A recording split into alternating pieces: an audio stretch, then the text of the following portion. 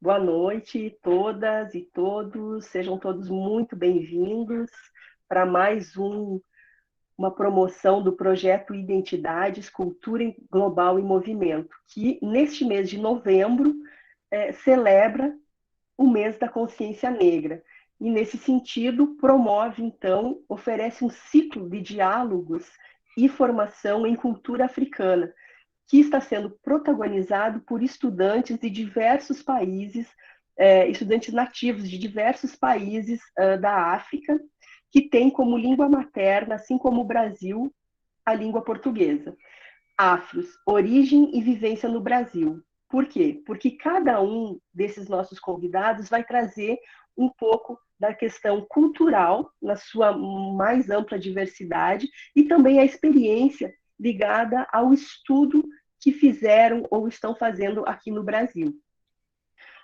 Esses convidados vão ser apresentados por outro africano, que é nosso assistente de projetos, o Mamadou Cissé, que ele também participou da organização desse ciclo e vai estar diretamente atendendo a questão da interlocução com vocês, certo? O Mamadou, ele é estudante de Ciências Sociais, integrante do grupo de pesquisa Migrantes na Literatura, na Universidade da Integração Internacional Lusofonia Afro-Brasileira, a Unilab, que fica lá na Bahia.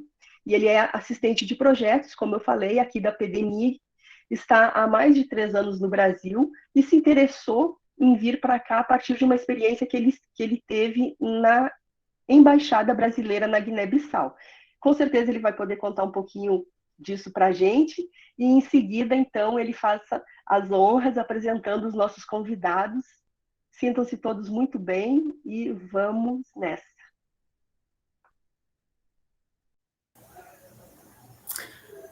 Olá, boa noite a todos e a todas que estão presentes conosco aqui. E primeiro gostaria de agradecer a Adriana pela generosa e gentil apresentação. Como ela acabou de mencionar, sou de nacionalidade guineense, cursando Ciências Sociais aqui na Bahia, Brasil, obviamente. E, enfim, meu primeiro contato, né, foi a partir de algumas atividades culturais que o Centro Cultural Brasileiro, a partir da Embaixada Brasileira em Bissau, oferece em colaboração com algumas público em geral interessado naquelas atividades. Foi a partir dali que tive contato com uma oportunidade de estudo e, enfim, biblioteca e outros serviços ofertados pela Embaixada do Brasil, lá na Guiné. E hoje estou aqui 3 anos e meio depois, depois de um bacharelado em Humanidades, cursando licenciatura em Ciências Sociais. A nossa proposta da série de encontros que está começando agora é buscar justamente discutir uma apresentação não estereotipada, não é algo que a gente vai conseguir acabar no final disso, no final do mês, mas contribuir para esse diálogo juntamente com o público migrante, dando sua voz e como protagonista também, para não ser só aquele sobre o qual outros vão falar e trazer considerações. Então, as conversas irão ocorrer semanalmente, tendo como convidados e convidadas nacionais de 5 diferentes países africanos, que vou detalhar logo mais, e vamos falar, enfim, das complexidades, diversidades, que suas trajetórias têm, tanto no Brasil quanto no aspecto diaspórico em geral. E até final do mês vamos conversar sobre vários perfis que essas pessoas têm em suas histórias, e especificamente por fazerem parte de um público com histórico de mobilidade também, suas origens e trajetórias, as vivências que tiveram nessa jornada, e o que do Brasil aparece lá em seus lugares de origem, e o que eles encontram aqui que também tem a ver com suas origens. E como iremos aprofundar mais adiante, as nossas histórias são tão próximas que se confundem um com o outro. Cabe a nós manter e fortalecer estes laços, o que acreditamos que esta série de conversa vai contribuir um pouco, juntando pessoas de diferentes origens e localidades nessa busca de entender melhor o outro e, enfim, ter uma relação mais próxima do que seja a realidade de cada um, sempre respeitando essas diferenças.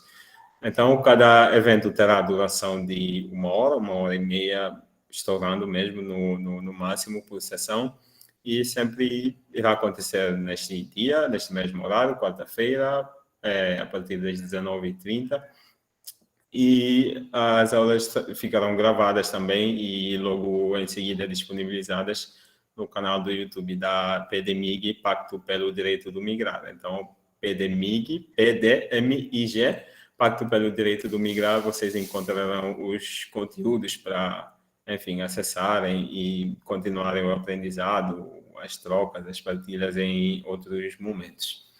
E agora vou ter o prazer de começar a apresentar os nossos convidados e convidadas que estarão conosco nesse mês de bastante aprendizado. E teremos a apresentação dos e das 5 participantes e vou começar com Euclides e no final ainda vou voltar para ele, que irá nos falar um pouco sobre Angola, sobre suas trajetórias, enfim, e os demais 4 participantes farão essa apresentação inicial hoje e nas próximas quartas-feiras, até final do mês, irão abordar os seus países em especificidade. Então, o Euclides Victorino Silva Afonso tem graduação em Humanidades e atualmente está cursando mestrado pela Universidade Federal do Recôncavo da Bahia e tem curso de História aqui pela Unilab também em andamento.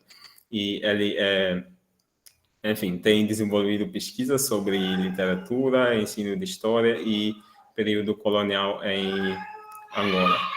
Vou só deixar essa fala dele para a gente já emendar para quando ele for fazer a apresentação.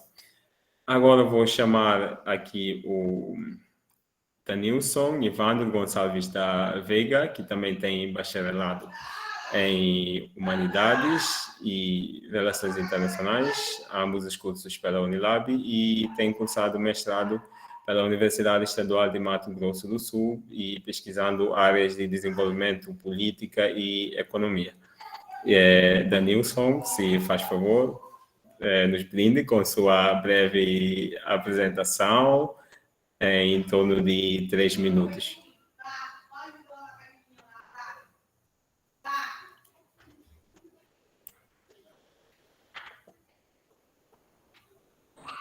O seu áudio está... Quem vai falar primeiro é o Denilson ou sou eu, Mamadou?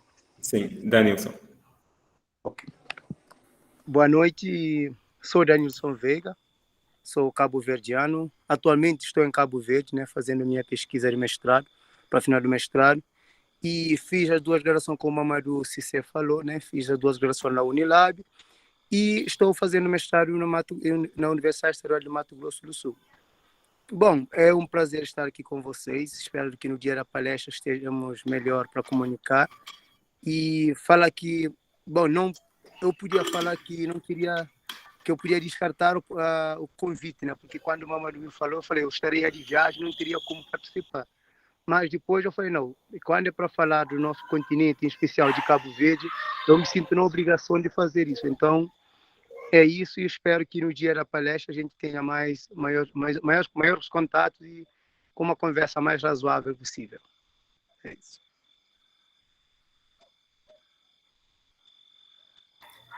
Muito obrigado, Danilson. Desejo desde já muito sucesso na pesquisa lá e que traga muitos resultados. E agora vou convidar a Aminata Arcádia Vajete que está cursando graduação em Humanidades pela Unilab e ela é integrante do grupo de pesquisa Tumote Frikidja. Seja bem-vinda, Aminata.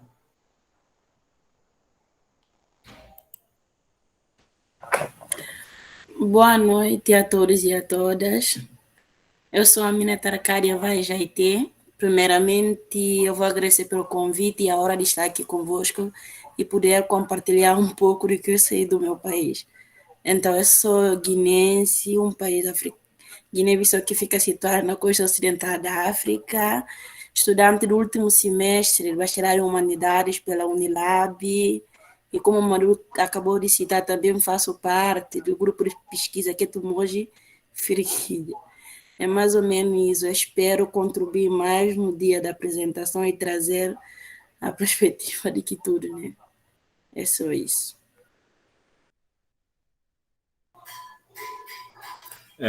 Essa é a Aminata. Desde já peço desculpa se estiver pronunciado mal o nome do seu grupo de pesquisa, que por sinal tem nos brindado com contribuições relevantes.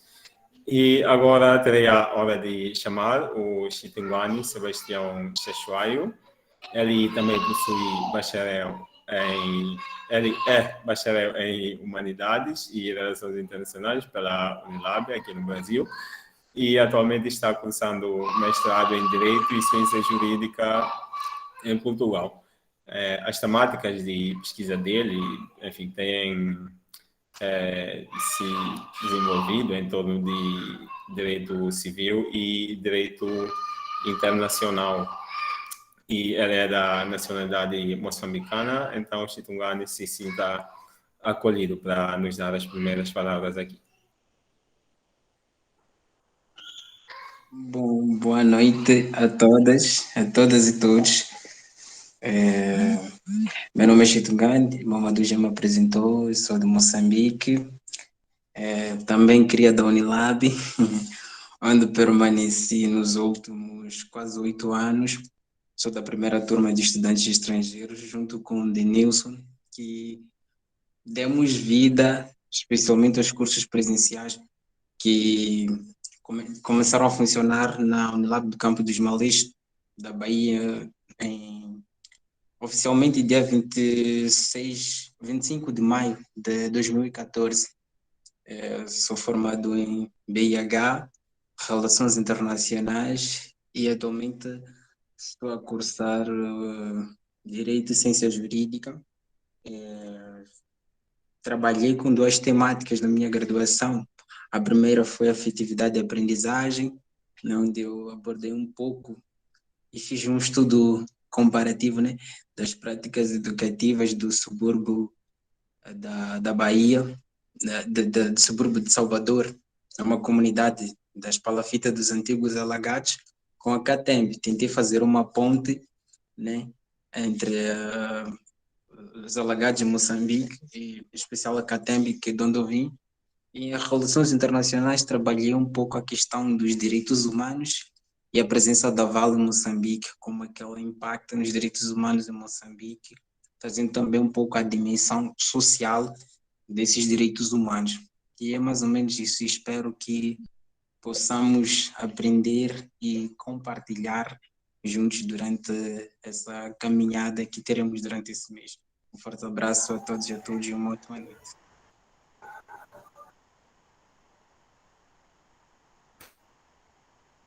Também te agradeço bastante. Acho que a sua pesquisa, enfim, que você tem feito até aqui, com olhares comparativos entre o cenário brasileiro e moçambicano, vai nos trazer reflexões muito interessantes também, mais à frente. E agora, por fim, mas nunca menos importante de forma alguma, vou chamar a Maria Fernandes de Almeida. Ela também é bacharel em Humanidades e atualmente está cursando licenciatura em Ciências Sociais aqui na Unilab, Campos dos Malês, e tem desenvolvido pesquisa nas temáticas voltadas para a violência contra as mulheres, e ela é membro da plataforma de estudantes da União Africana, a USP. Seja bem-vinda, Maria. Boa noite a todos e todas. Chamo Maria Imaculada Fernandes de Almeida, sou de São Tomé e Príncipe. Como o Mamadou já disse, sou bacharel em Humanidades, sou licencianda em Ciências Sociais e pretendo dar contribuição aqui para todos aqui presentes, né? Trazendo a minha experiência, falando um pouco do meu país e para vocês conhecerem mais um pouquinho de São Tomé e Príncipe, né? Que é um dos países que compõem o continente africano. E espero aprender também com todos vocês. E obrigado pelo convite. E boa palestra e boa noite para vocês também.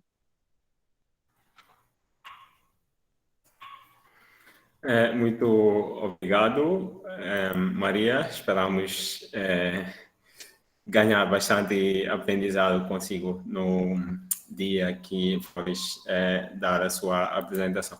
Agora vou voltar lá para o começo e trazer a introdução do Euclides Vitorino Silva Afonso. E ele é graduado em Humanidades, só para retomar um pouco, e tem cursado mestrado pela Universidade Federal do Recôncavo da Bahia. E os assuntos, né, que interessam a pesquisa dele incluem literatura, ensino de história e período colonial em Angola. Olá, Euclides.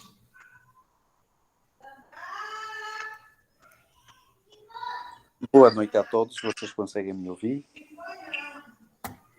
Primeiramente, eu agradeço muito essa oportunidade que está me ser dada, né, de estar aqui, falar sobre mim, falar sobre o meu país, não é? É um momento muito importante, não é? Uma vez que nós estamos aqui enquanto estudante ainda, né, no Brasil, e partilhar esse nosso conhecimento, né, com o povo brasileiro, não é? Pela sua história, né, pelo seu contexto e as relações que existem, não é? Entre povos, entre grupos sociais. Então é muito importante, às vezes, nós, como estrangeiro, que temos uma outra realidade, exprimimos, não é? O que nós temos, não é? Eu não sabia que eu ia fazer a apresentação eu pensei que iria fazer a apresentação com os outros colegas, mas acabei de perceber que hoje, sinceramente, sou eu, não é que vai fazer a apresentação. Aí, agora eu tenho mais tempo de fala, não é? Para poderia ter ainda mais buscar outras questões para poder relacionar, né? Porque o que eu preparei foi simplesmente pensando, não é, numa mesa coletiva. Apesar que vai ter uma mesa coletiva, não é todos vão participar, mas sim pensando na fala também dos outros, mas nada que não possa ser feito. Eu sou estudante da Unilab ainda, não é só bacharel em Humanidades. Atualmente estou cursando História, estou fazendo o meu último semestre na mesma universidade, né, Unilab, quanto os outros participantes também aqui da mesa, e desde já também saudá-los, né? O Denilson, o Chitungana, a Minata, a Maria, o Mamadou em especial, que fez o convite, agradeço muito. A coordenadora também do projeto, né? Um projeto lindo, projetos de identidades, e eu acho que precisamos mais, o Brasil precisa, pelo momento que vive, pela sua história, né? Uma história violenta, não é? Dado pelo racismo, a discriminação, intolerância religiosa, e quando expandimos o conhecimento desse, não é, nas redes sociais, e vai se publicar o vídeo e fica ali, as pessoas vão ver e acabam conhecendo, não é? Temos ouvido, e eu reitero essas palavras também, que a pandemia trouxe muitas coisas erradas, não é mal, não é? levou gente, mas também nos trouxe esse vínculo, não é? Esse vínculo de comunicação, não é? Não podemos estar próximo fisicamente, mas podemos estar próximo quanto à questão das tecnologias, não é? Permitem essa comunicação fácil.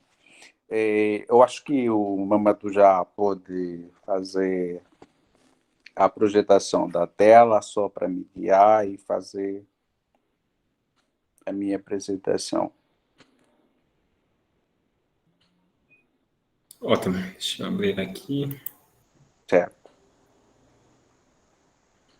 Enquanto o Mamadou vai abrindo a tela, eu começaria a dizer que nessa minha apresentação eu trouxe uma imagem que está relacionado ao projeto, é o projeto de pesquisa, porque ainda continua em andamento, preciso dar um resultado final nela, não é? Eu pretendia fazer na especialização que eu estou a fazer em estudos africanos, mas não ia dar tempo por conta da graduação que eu estou a terminar. Então, eu pretendo defender o mesmo assunto relacionado, não é? Eu ultimamente tenho pesquisado sobre a escravidão em Angola no período do século XIX. Desculpe, Euclides, já está aparecendo a tela inteira para vocês? Já, para mim aqui já consigo ver a tela. Perfeito. Pronto, perfeito. Como eu dizia, ao decorrer do slide vai aparecer uma imagem, eu acho importante trazê-la para refletir um pouquinho daquilo que são aspectos culturais identitários, não é? Na realidade angolana, não é? Que é o comércio, não é? Na parte cultural do slide, eu procurei apresentar isso, e isso está associado à primeira pesquisa que eu desenvolvi, que era relacionado ao comércio informal em Angola, das mulheres zungueiras e com relação aos comerciantes estrangeiros. Mas, posteriormente, a gente fala disso. Eu trouxe esse tema, vivência no exterior, embates com a nova realidade, desafios acadêmicos e profissionais. Não é? Uma vez que o tema do encontro está relacionado às nossas experiências, não é? As nossas vivências enquanto estudantes estrangeiros e também enquanto estudante, ou seja, pessoas que estiveram nos seus países de origem e teve um motivo, dentre elas, muito forte que nos fez estar aqui. Né?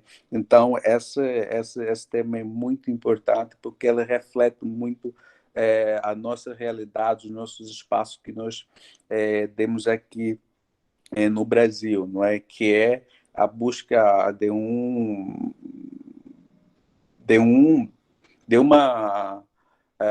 como é que eu diria, de um futuro, não é?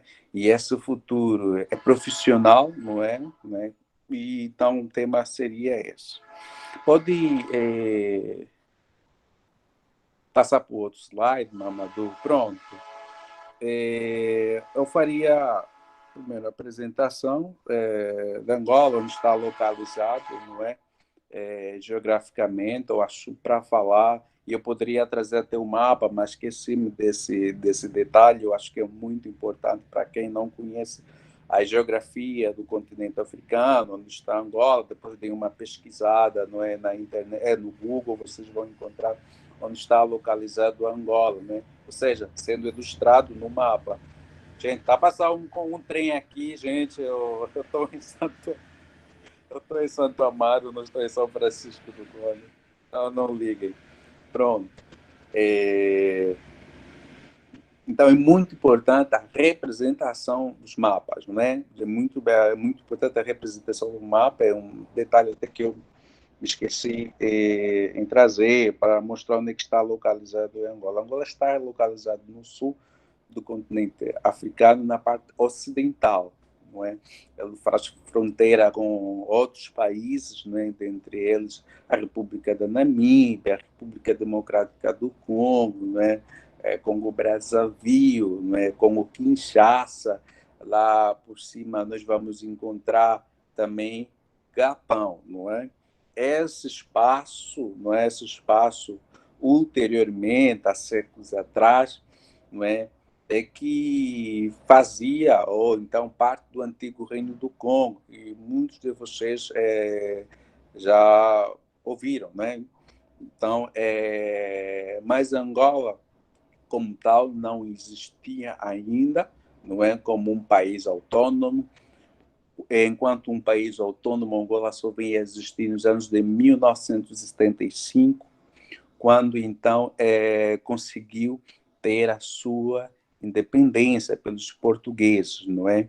Angola teve tempos, ou seja, essa região, não é, de Luanda, Benguela, que ulteriormente eram regiões denominadas pelos portugueses, não é? Que era então conhecida como Angola Portuguesa, que as partes costeiras de Angola, vocês quando darem uma pesquisada ao mapa, vocês vão encontrar, não é? Angola faz fronteira com o Oceano Atlântico. Então, do ponto de vista da colonização portuguesa, vamos ter Luanda, vamos ter Benguela, Moçambique, vamos ter Cabinda, não é, que veio a surgir posteriormente, vamos ter Benga como regiões denominadas pelos portugueses. Então, essas regiões começam a ser dominadas, não é? E eu chamo a atenção a essa expressão dominação, porque do ponto de vista da ocupação dos espaços africanos, ela não se deu de forma efetiva, não é? No século XIX, né, que é o século propriamente dito do início da colonização dessa região, não é? Onde durante o século XIX vai existir uma tentativa de ocupação desses espaços, né, desses territórios que eu acabei de dominar aqui. Gente, aqui eu já estou a falar da história, já saí da localização geográfica, já estou na história, e ela só vai ser dominada, não é? Dominada essas regiões nos finais do século XIX, após a Conferência de Berlim. Então, aí nós começamos a descartar. Gente, eu estou falando desse jeito porque falaram que é uma aula, então eu estou levando uma espécie de uma aula mesmo. Não poderia fazer um outro tipo de apresentação, então vou levar nesse cariz mesmo. Então, Angola começa a ser dominada nos finais do século XIX.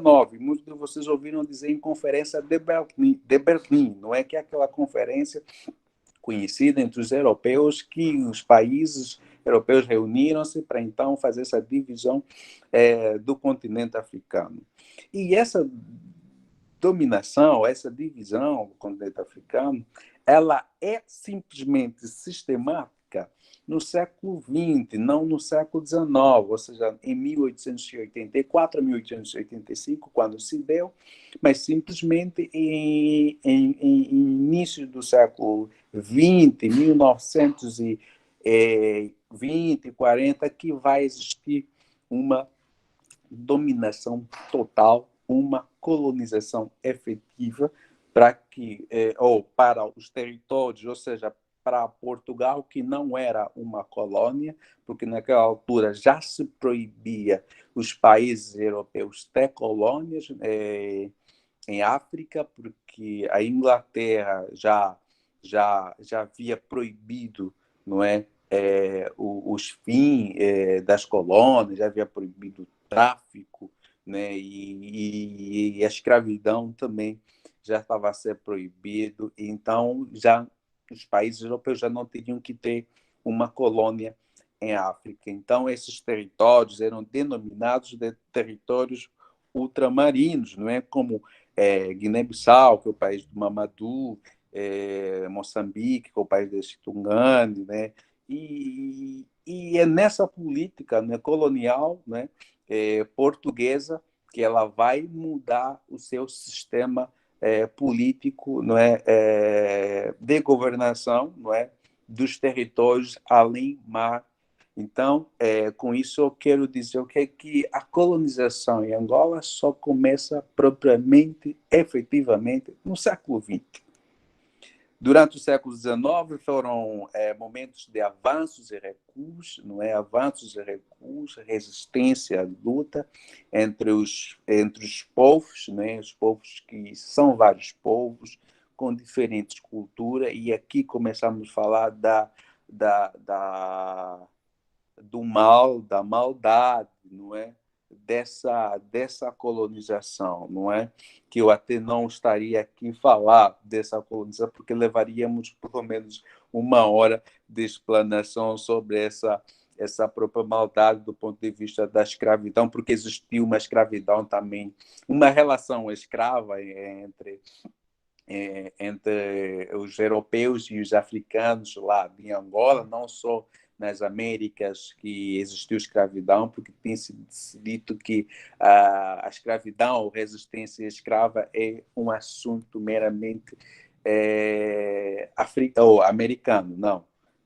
Teve também uma relação escrava, não do ponto de vista sistemático, não é sistemático, ocorreu aqui nas Américas, e isso já começamos a falar de como a colonização, do jeito como a história é narrada, não é? E aí começamos a entrar na crítica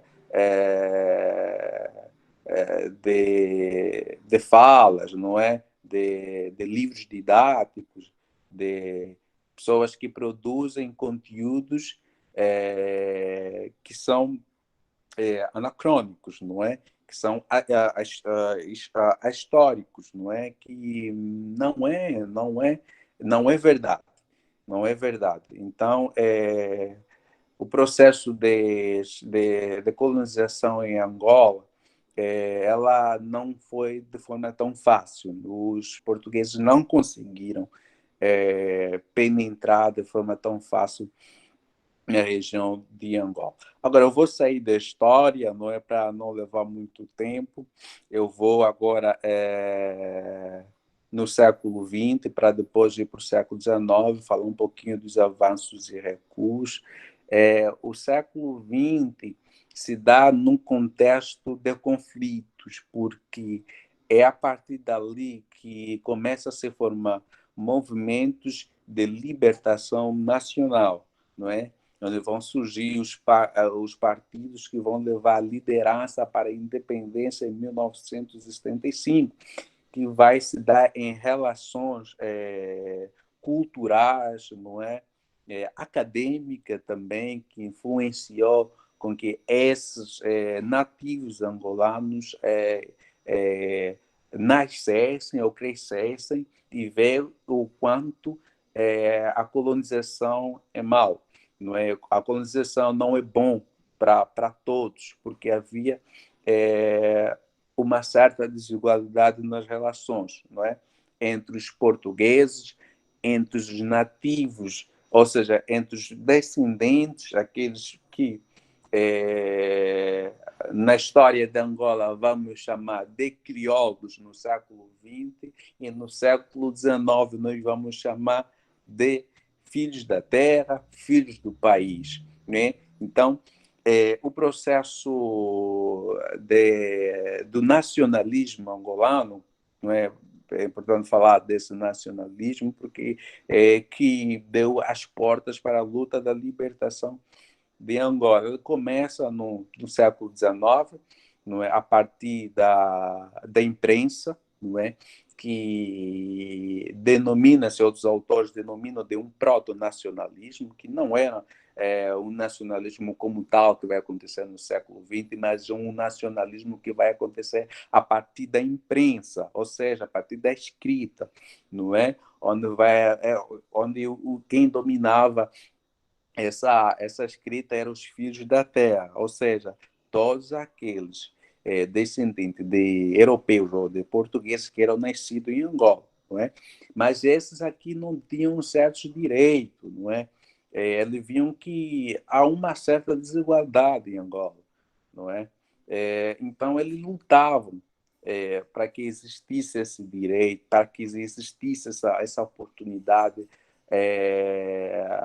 em Angola.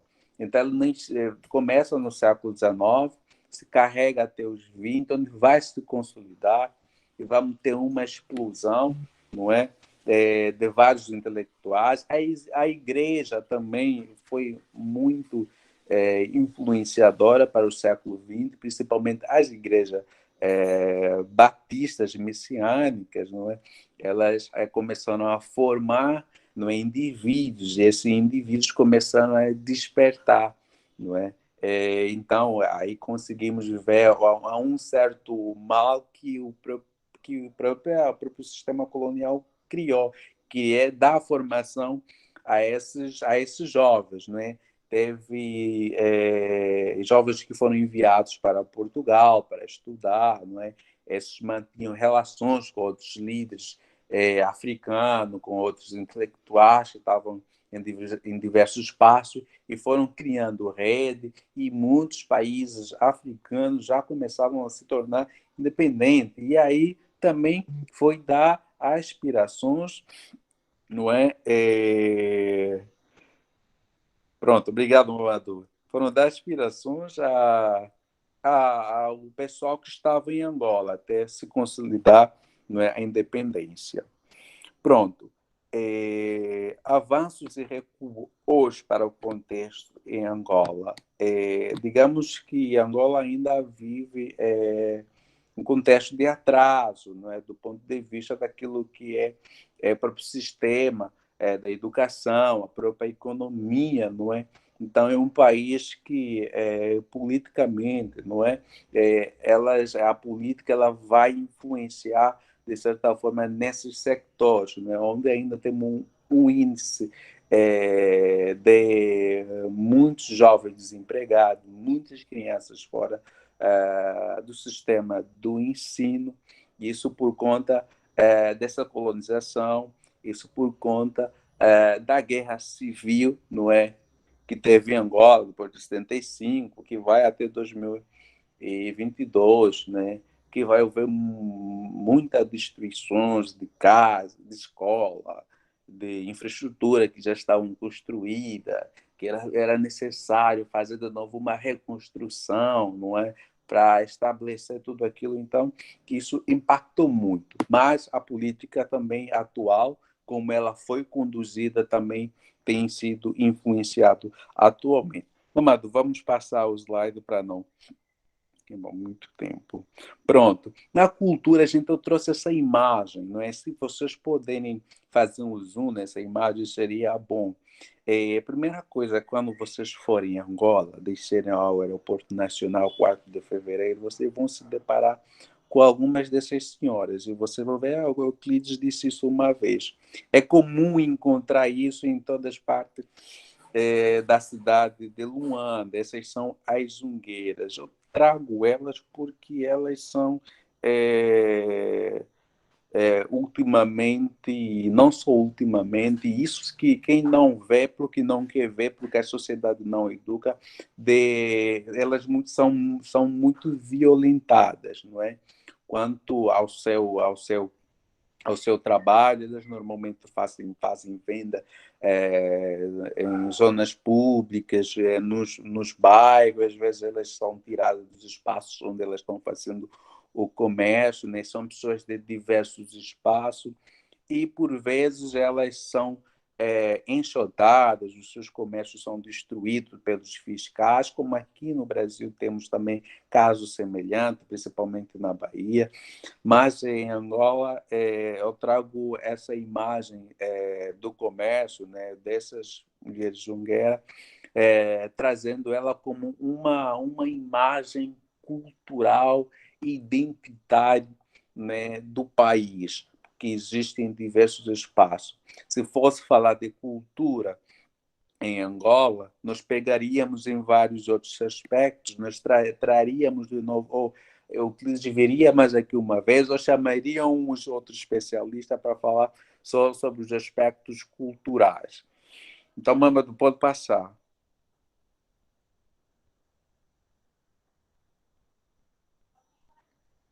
Educação, acho que eu já apontei na educação. Temos ainda um sistema muito precário, não é?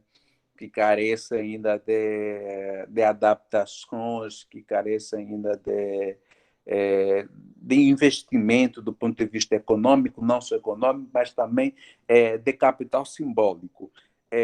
Porque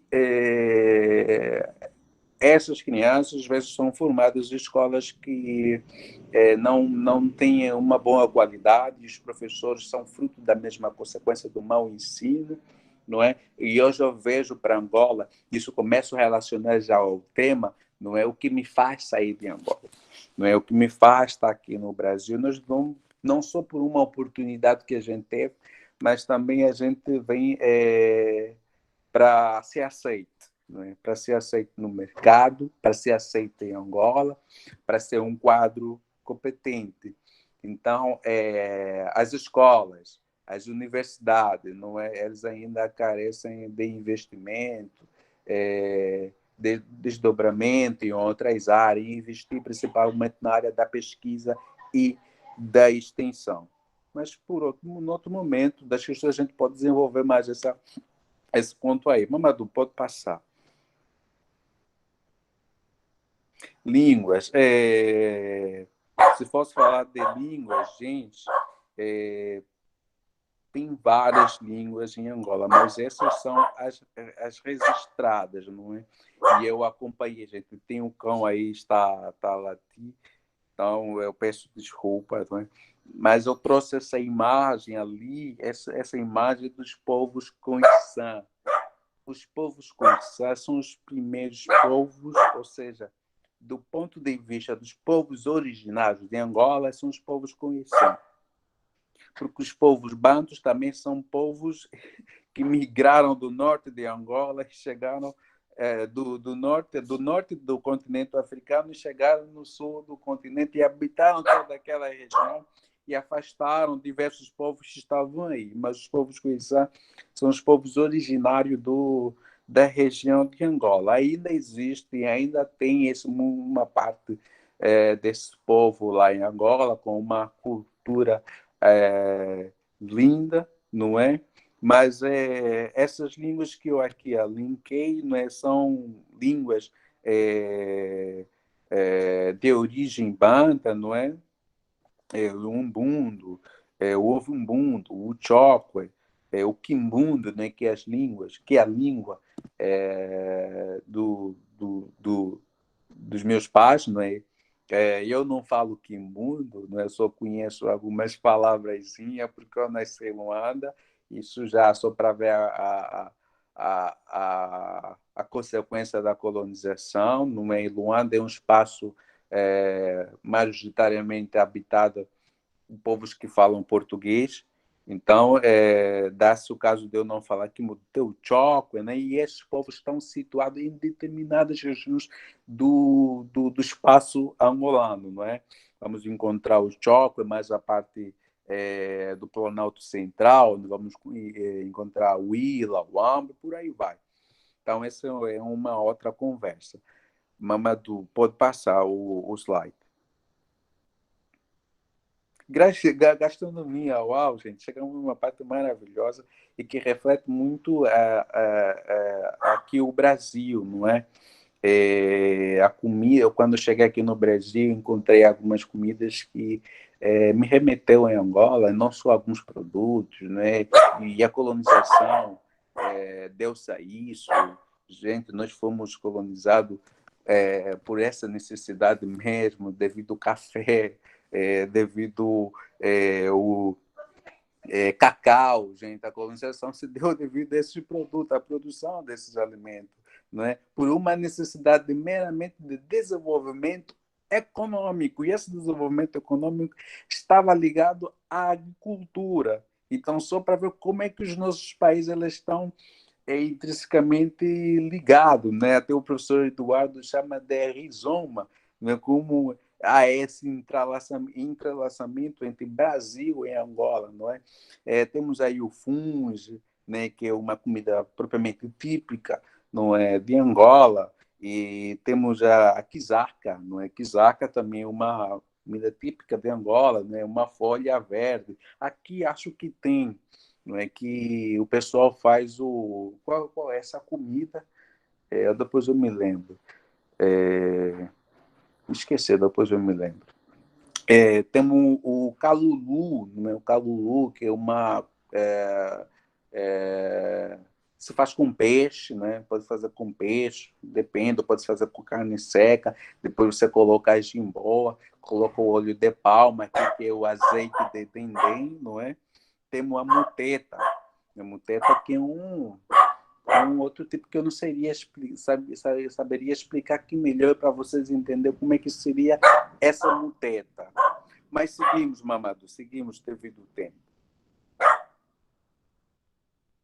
Semelhanças com o Brasil, né? A cultura, não é? A cultura, né? O povo afrodescendente, né? Eu não utilizaria esse termo do ponto de vista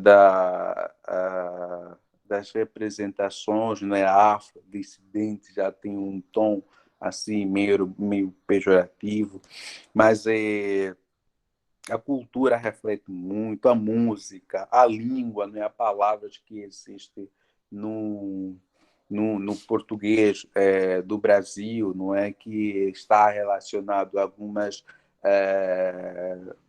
frases, não é, em mundo, não é?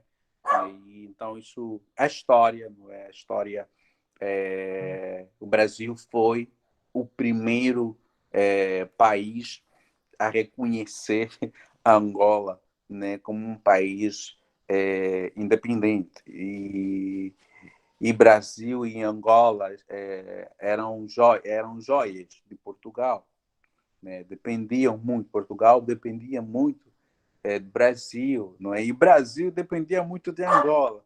Então a história está muito relacionada, não é? Está muito relacionada.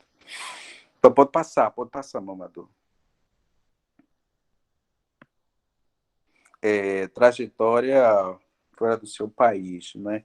Trajetória aqui ainda continua, não é? Nós já almejamos outros espaços, não é? Almejamos a conseguir outros títulos, né? Já temos aí o título de bacharel, vai lá o título de mestrado, daqui a nada, vamos lutando, né? E o objetivo é ter essa formação, né? Que o Brasil nos dê, não é? É isso aí, seguir em frente, mas ainda continua em andamento, gente. Ainda não estamos nesse processo.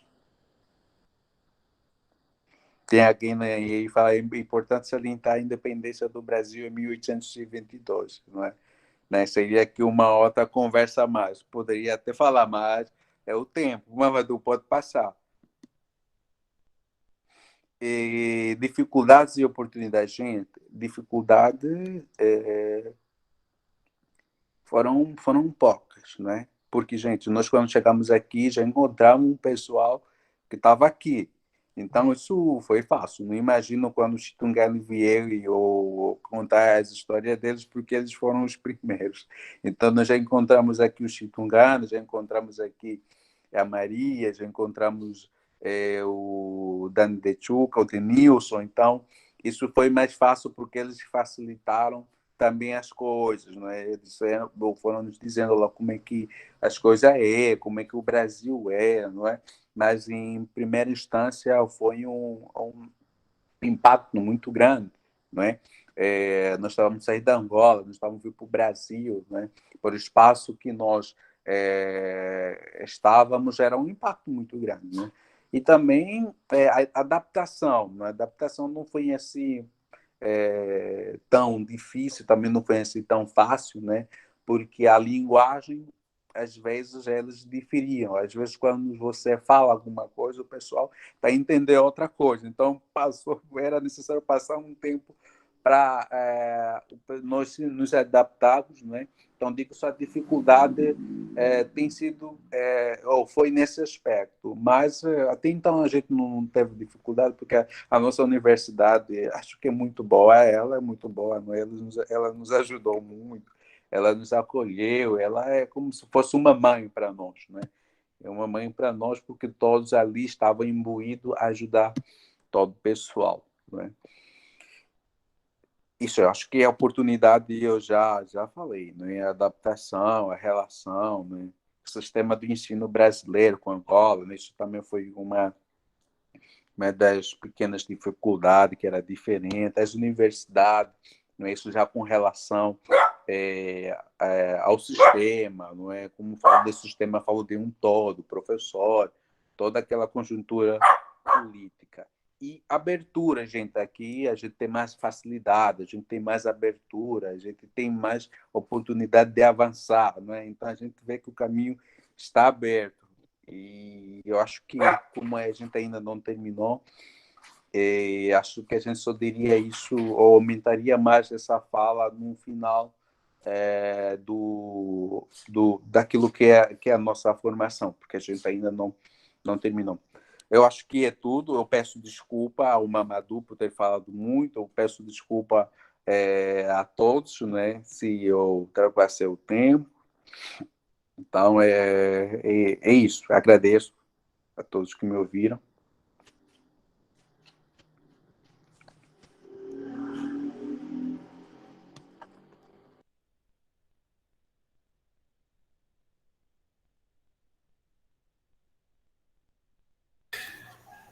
Tá perfeito, Euclides. Excelente apresentação e muita informação, por isso gostaria de começar agradecendo pela sua ótima apresentação, bem concisa também, por nos trazer vários elementos, eu que já estou estudando com colegas de Angola, especificamente desde meu primeiro semestre, mas ainda você conseguiu trazer novos elementos. Muito grato por isso. Espero que a audiência tenha captado várias coisas também. Caso contrário, a gente ainda tem um tempinho para receber algumas perguntas.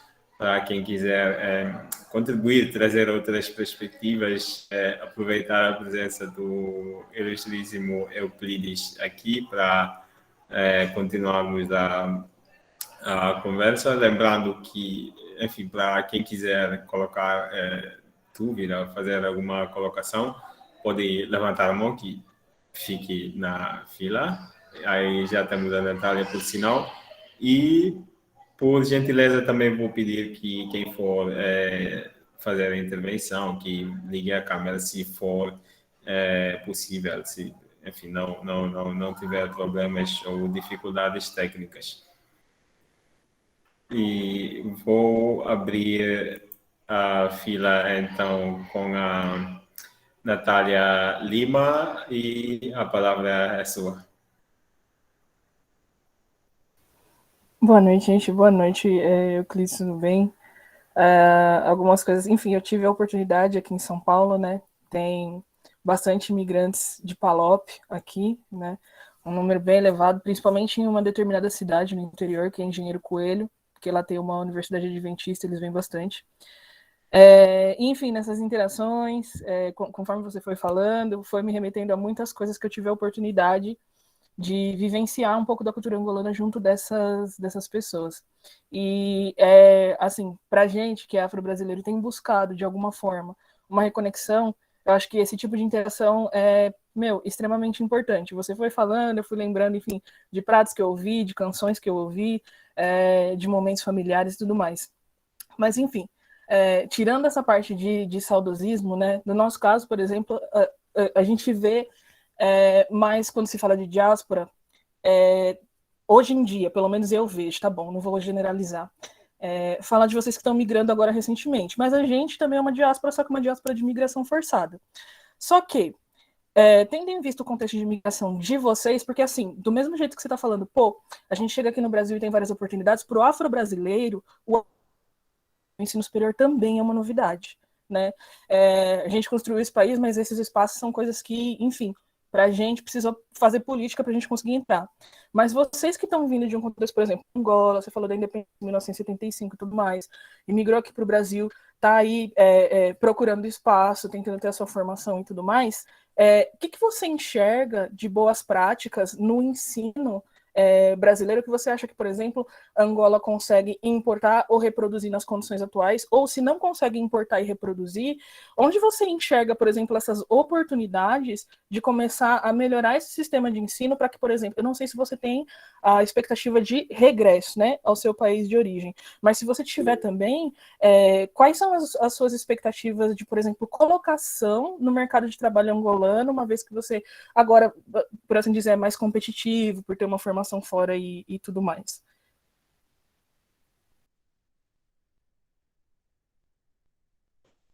Obrigado, Natália. Euclides, não sei se vai ter algum problema para você, mas poderíamos empilhar já outra questão, até para, enfim, facilitar a dinâmica também. Então, vou convidar Macaulay Pereira, que acabou de levantar a mão também, a apresentar suas reflexões e possíveis questionamentos. Boa noite. Eu não consigo ligar a câmera porque a minha internet está oscilando. Então, eu queria fazer uma pergunta também. Vou ir na esteira do que a Natália falou sobre essa questão da gente ser uma diáspora forçada, né? E eu acho que a apresentação de Euclides refletiu muito mesmo isso, espelhou muito isso, essa questão de como que, sobretudo aqui, a nossa diáspora afro-brasileira, ela é muito influenciada por esses povos que a gente chama de banto, que majoritariamente vieram de Angola, de Congo, né? E então você ainda tem muito forte assim na identidade cultural do negro brasileiro, sobretudo na Bahia, no Rio de Janeiro, Minas Gerais. Então essa identidade, entre aspas, banto, né, que é uma identidade muito ampla, mas a gente tem muitas coisas em comum mesmo, na forma como a gente se comporta, a forma como a gente, inclusive, fala o português e pensa o português também, em vários sentidos, né? A gente tem um fenômeno de preconceito linguístico muito forte quando a gente está falando, o afro-brasileiro, quando aprende a falar, se ele não tem educação formal, acadêmica, né, da escola e tudo mais, a gente aprende a falar de uma maneira bem, entre aspas, banto mesmo. E aí a gente chega na educação formal, a gente é interpelado com outra forma de falar, e a gente tem que aprender a falar esse outro dialeto, que é o dialeto acadêmico, né, e tal. E eu queria conversar sobre isso, eu queria que você comentasse um pouco sobre isso, né, tendo em vista, por exemplo, eu sou uma pessoa que me considera um angoleiro. E ser angoleiro é diferente de ser angolano, porque ser angolano é uma construção do século XX, né? Ser angoleiro é ser exatamente descendente do Indongo, de Matamba, do Reino do Congo. E existem essas culturas aqui, né? A gente tem uma liturgia muito grande de que a gente usa esses idiomas para se conectar com a nossa ancestralidade, entende? Então, nesse sentido, como é que você vê, por exemplo, no horizonte, um reconhecimento da nação, do Estado angolano, em relação a essas comunidades, né? Tipo, diplomático mesmo, né? É a minha área, né? Relações internacionais, diplomático, porque o Brasil, quando a gente avalia a política externa brasileira, a gente sempre precisa entender que o Estado brasileiro a gente está num país de supremacia branca. E quando você tem política externa, o interesse nacional, ele não representa os grupos subnacionais que não têm poder estrutural no contexto nacional brasileiro. E esse é o caso dos afro-brasileiros, sobretudo no âmbito da política externa, né? Então, eu acho que essas conexões, elas são no horizonte, eu acho que elas precisam a gente começar a conversar sobre isso, né? Então, como é que você vê, por exemplo, o Estado angolano reconhecendo comunidades de matriz africana que tem descendência direta do Nidongo, do Reino do Congo, do Reino de Matamba? Como você vê isso?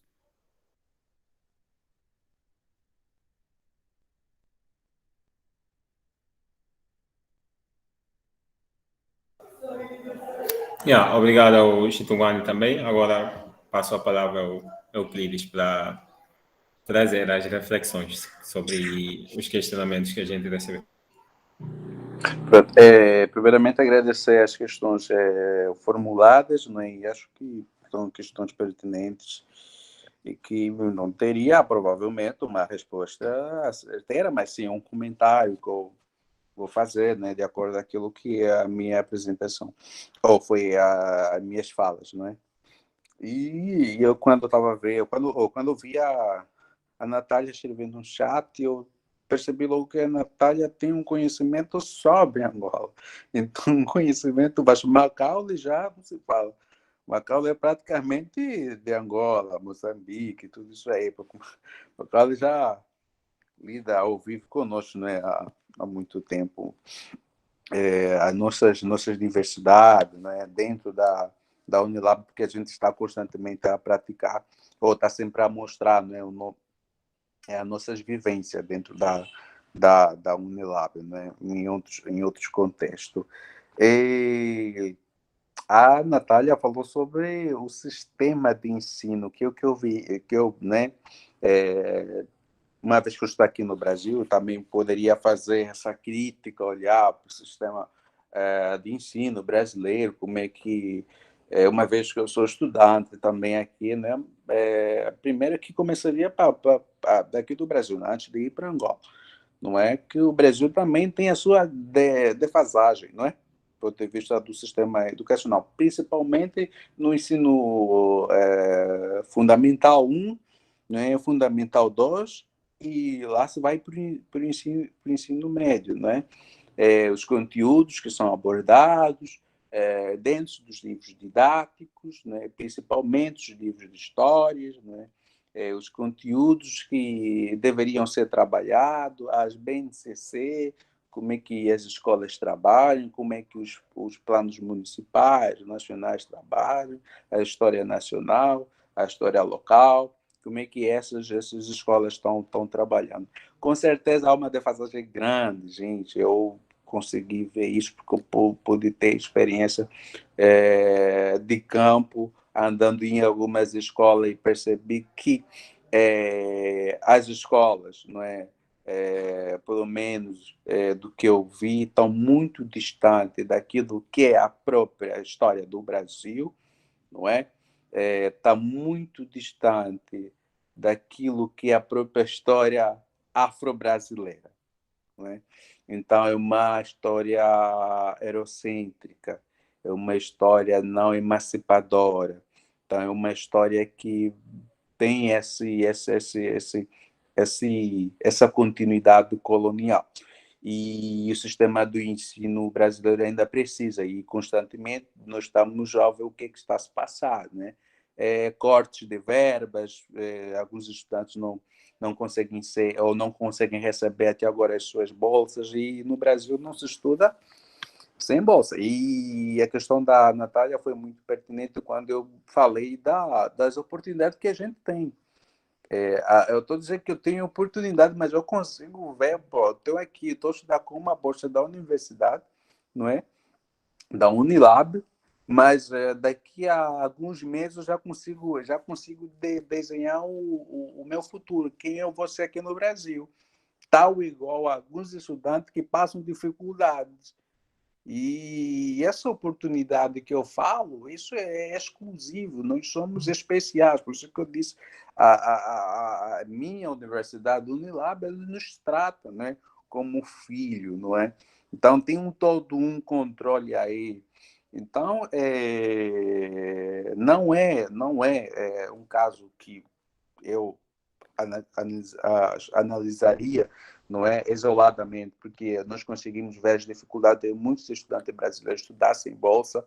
Estudar sem bolsa, isso eu não é complicado, não se faz isso, não é? Tanto na graduação como no mestrado, é bem difícil. E o ensino superior, ultimamente, né, vem enfrentando muitos problemas aqui no Brasil, né, principalmente na educação. Então, são duas coisas, não é? Analisando o ensino superior, o ensino de base, o ensino fundamental, mas o ensino superior, do ponto de vista dentro das universidades, já há um avanço, ou seja, relacionado com as universidades em Angola, há um avanço muito abismal em torno da pesquisa e extensão, né, que existe dentro das universidades. E a pesquisa e a extensão são muito fundamental, porque não só ajuda o aluno, mas sim é um projeto que está ligado à comunidade, né? Não só como uma comunidade, como um todo, né? Desenvolver um projeto de pesquisa. E isso que não é é algo comum ou sistemático ou que é implementado nas universidades em Angola, não é? Ainda não se desenvolve pesquisa tal como se faz aqui no Brasil, não é? Alguns países africanos já tendem, como Moçambique, já em relação a Angola, Moçambique está mais avançado em questão de pesquisa, mas também ainda carece, né, de alguns ajustes, e isso faz com que essa nossa educação, esse nosso sistema de ensino, esse sistema político dos países africanos, haja esse todo retrocesso, esse todo recuo. Então, eu acho que eu consegui comentar um pouquinho a questão da Natália quanto ao sistema de ensino e melhoria em Angola, não é? Levaria muito tempo, e o que eu mudaria, gente, o que eu mudaria? Eu mudaria muita coisa, mas não seria uma tarefa fácil, né? Seria um trabalho de pelo menos 10 anos, né? Para mudar esse todo sistema dali. No mínimo, eu trabalharia como ministro ministro da Educação, ministro de não sei lá o quê. Então, tudo isso aí. Agora, indo para a questão do Macaulay, o reconhecimento desses povos, uma questão muito importantíssima, e no mestrado uma vez me questionaram, Euclides, a gente está realizando um evento que é sobre a educação, não é? E a gente estava pensando sobre a educação quilombola, quilombo educacional, nossa, aprendi uma palavra nova com os colegas, ou um termo novo, quilombo educacional, e achei muito, muito interessante. Que aqui nós vimos, não é, esses quilombos, né, que são esses espaços que são habitados por povos afrodescendentes, não é? E que em Angola também, se nós formos observar, existem esses quilombos. Onde é que estão esses quilombos, não é? E quais são os projetos políticos de Estado? Qual é a integração com esse povo, com o Estado? Qual é o espaço que esse povo ocupa na sociedade? E normalmente são povos rejeitados, são povos que têm um conjunto de semas, né, e preconceito, não é? Mas são povos que historicamente eles têm um legado, né? Você falou sobre o Ndongo. Se você for para Angola, você vai para o reino do Ndongo ainda. Você vai encontrar o Ndongo está lá, né? Porque o Ndongo nunca movimentou de lugar. Os povos ainda estão lá. Você vai encontrar toda aquela estrutura. Você vai em Bazancongo, vai encontrar toda aquela cidade ainda, não é? Mas há há um esforço muito grande feito pelo Estado, né, por algumas pessoas que se interessam pelo tombamento desses espaços, como principalmente a cidade de Mbazacongo, né? Ela foi reconhecida como um patrimônio imaterial, não é? Então é um avanço muito muito grande, né? Então o povo vem lutando, o povo, os pesquisadores que estão sendo aí formados, deles que eu cito agora, que é o Patrício Baticama, que é um pesquisador de Angola que que é historiador, antropólogo, que estuda o Reino do Congo, não é? Então, tem havido já tentativa, né? Mas o reconhecimento de certos povos em Angola ainda é um retrocesso, ainda não entrou na Assembleia, ainda não entrou no Senado, ainda não entrou na Assembleia de Angola para ser debatido, né? A importância que esses povos têm, né? A necessidade de investimento desse povo, de investir naquela cultura para que não se perda, não é? Não se perda essas culturas que nós somos consequentes dessa própria, de toda essa cultura, de toda essa história. Então, precisa ser ainda mais. Então, são espaços diferentes. Brasil e Angola têm seus projetos, têm a sua militância, né, diferente, tem a sua colonização também diferente. Então, que vai influenciar com que não exista essa educação quilombola, não exista um reconhecimento, não é? Porque houve um momento ainda de atraso e houve não um momento que se precisava lutar com um sistema que era independente, mas independente nas vestes colonial. Então, para não falar muito, eu acho que eu tentei comentar as questões colocadas. Ótimo. Euclides, temos 8h53, 7 minutos, 7 e 8 minutos para 6, 7 minutos, na verdade, para finalizar, mas vou pegar mais uma questão. Agora eu vou convidar o Lauro José Cardoso para nos trazer as suas contribuições aqui, a quem já agradeço antecipadamente pela participação também. Vai em frente, Lauro. Bom, boa noite a todas e a todos. Vocês me escutam bem? Então, Clívis, meus parabéns. Ok. Meus parabéns pela tua apresentação. Bom, eu tenho um certo conhecimento de Angola, mas sempre quando se ouve um pouco... Esse é meu filho, gente, é isso? Desculpa aí o barulho.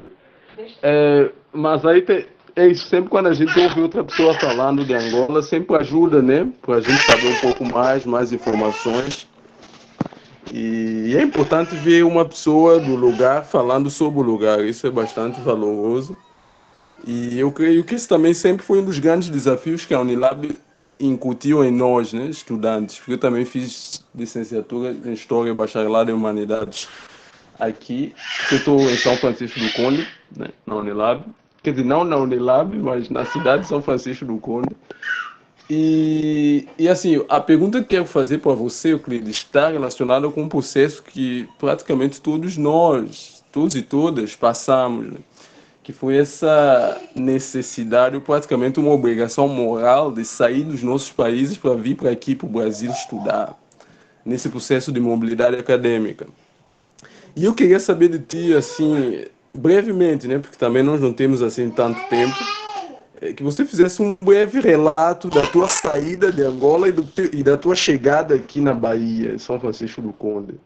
O que você já sabia previamente do Brasil? O que você sabia da Bahia? O que você sabia, inclusive, da Angola, né? Porque hoje, por exemplo, se a gente for pensar assim, há uma diferença muito grande entre o Euclides que chegou e o Euclides que se tornou e que está se tornando agora, né? Há essa diferença devido aos trânsitos que você vai fazendo aqui na Bahia, por exemplo. Você ainda está estudando na Unilab, mas agora você é estudante da UFRB, que fica em Cachoeira, né? Então, tem esses trânsitos que você está fazendo dentro da Bahia em nome de uma mobilidade acadêmica para, não só em termos de conhecimento, mas também está relacionado com, claro, uma ideia de um status social, de melhoria, né? A gente também não pode ser hipócrita e achar que estamos na universidade sem ter esse sentido mais econômico da vida. Mas aí é isso. Eu acho que eu já me estendi muito. Se você não compreendeu alguma coisa, aí a gente fala melhor. Obrigado, Lauro. E passo a palavra ao Euclides, a quem peço e agradeço bastante a sua capacidade de síntese. Pronto. É uma questão muito importante. Eu vou ser muito telegráfico nessa questão do Lauro. Agradecer a questão dele, né? É uma honra receber a questão dele também aqui. Mudou muita coisa, Lauro. Mudou muita coisa. E eu digo hoje, valeu a pena vir aqui, porque eu não poderia vir. Eu estava fazendo uma universidade lá, estava fazendo o 3º ano já, estava para começar o 3º ano. E terceiro lá em Angola é 3º ano. Então, alguns dias não vai, fica, não é? E aquele receio de ir, não é? Para o país que você não conhece. Então, pronto, chegou um último conselho, olha, vai melhor, porque vai ser melhor para a sua carreira. Então, chegamos aqui e vimos que valeu a pena estar aqui, porque hoje, somos graduados, não é? E graduados que com uma certa capacidade, Mamadou, né? Com uma certa capacidade, e que diferentemente não teríamos essa toda repercussão em Angola. Em Angola tem muitos licenciados que ainda estão em casa, não é? Não tem emprego, porque o fato de ter licenciatura em Angola já lhe compete ter emprego, ou seja, o estudante angolano, no facto de ter licenciatura, ele já acha que está habilitado para dar aula, para estar na universidade, dar aula, para ter um emprego, que é algo que eu também tenho criticado às vezes, que não significa que a gente estudou, que a gente deve ser empregado já. Não, isso não deveria ser critério. O estudante angolano não deve pensar que eu estou estudando, que eu devo ter emprego. Mas estando aqui no Brasil mudou, né, uma visão total. Nós conseguimos ver Angola assim, ó, Angola está aí. Né? Conseguimos ver Angola em todos os ângulos, conseguimos ver a Guiné-Bissau em todos os ângulos, São Tomé em todos os ângulos, diferentemente, não é? Ou diferente enquanto nós ainda estávamos lá. Não é? Foi um aprendizado, principalmente da universidade, né, de despertar, né, desconstruir, fazer a pessoa ser crítico, não é? Aquilo que as nossas universidades às vezes não nos faziam, né? Ser crítico a um determinado sistema, né, na educação, na política e por aí vai. Eu acho que é isso, a mudança foi essa aqui, não é? Acho que houve muita melhoria mesmo lá. Acho que essa questão eu me estenderia a mais falar, mas eu não posso falar mais muito, para não roubar muito tempo. E agradecer a questão da Natália, do Macaulay aí, que estão daí um salve, né? Ela quer conhecer, Natália quer conhecer Bailundo, o reino do Bailundo. É isso aí, Mamadou. Acho que eu termino por aqui.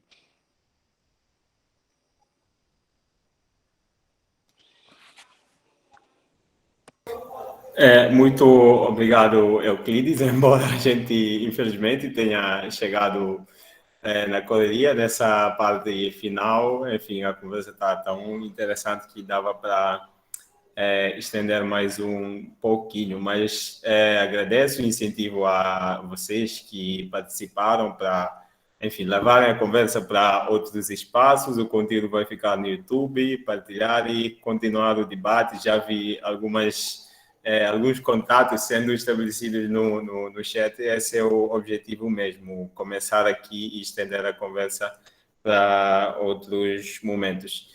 Então, vou usar os segundinhos finais para passar para a Adriana Sangali e para a gente já ir fechando.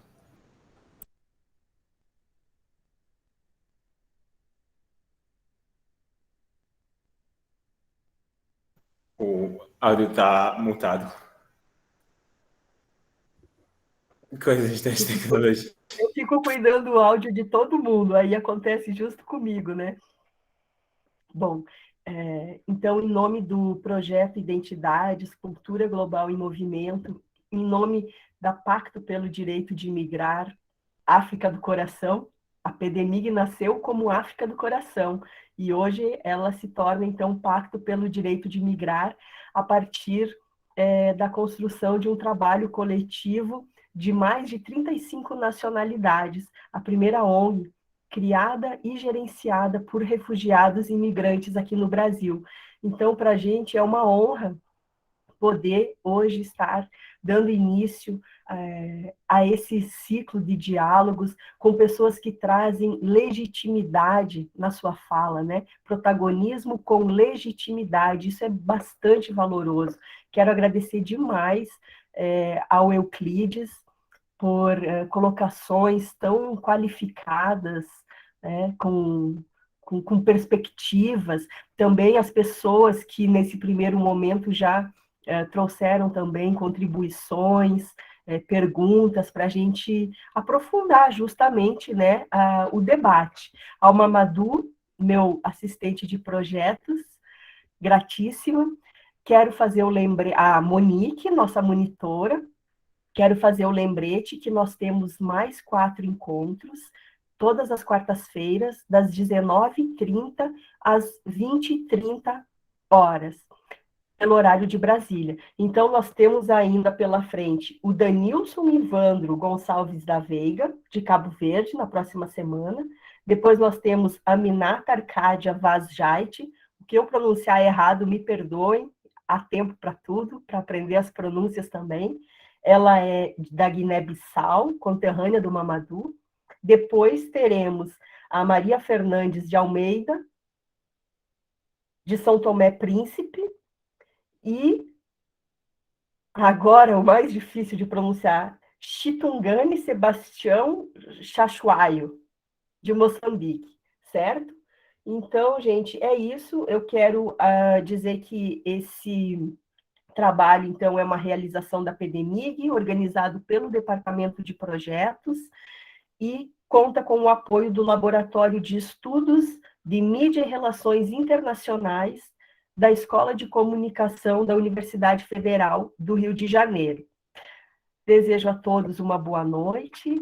Qualquer dúvida, vocês têm e-mail, têm o contato para falar diretamente com a Monique. E é isso por hoje. Gratíssima. Valeu, gente. Bye, bye. A gente se vê na próxima quarta.